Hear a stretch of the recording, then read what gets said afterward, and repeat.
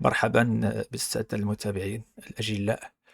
إذا عندنا فيديو جديد نشرته قناة الهداف الجزائرية، ونقلته عنها إحدى الصفحات المغربية. يتضمن هذا الفيديو أحداث الشغب التي تلت إحدى المقابلات في الجزائر. ويقول ناشر هذا الفيديو كما ترون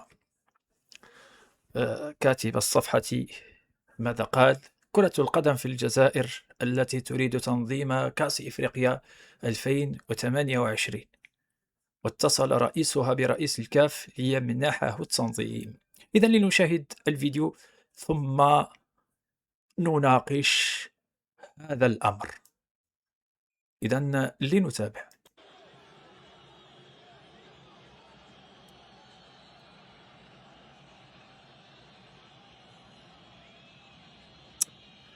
إذا كارثة بكل المقاييس. إذا هذا هو الجمهور الجزائري.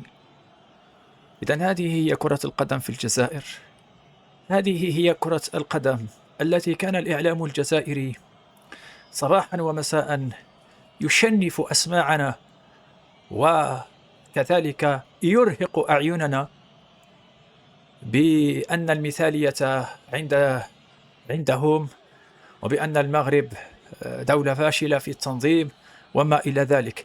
هذه مقابلة واحدة وبين أبناء، تجري بين أبناء البلد الواحد، وانظر ما الذي يحدث فيها. وما بالك لو حلت القارة كلها بالجزائر؟ ما الذي سيحدث يا ترى؟ وكما يقال، إذا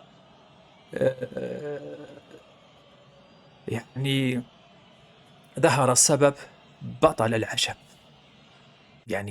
شوف الكمية القنينات والكمية الفوضى والشغب.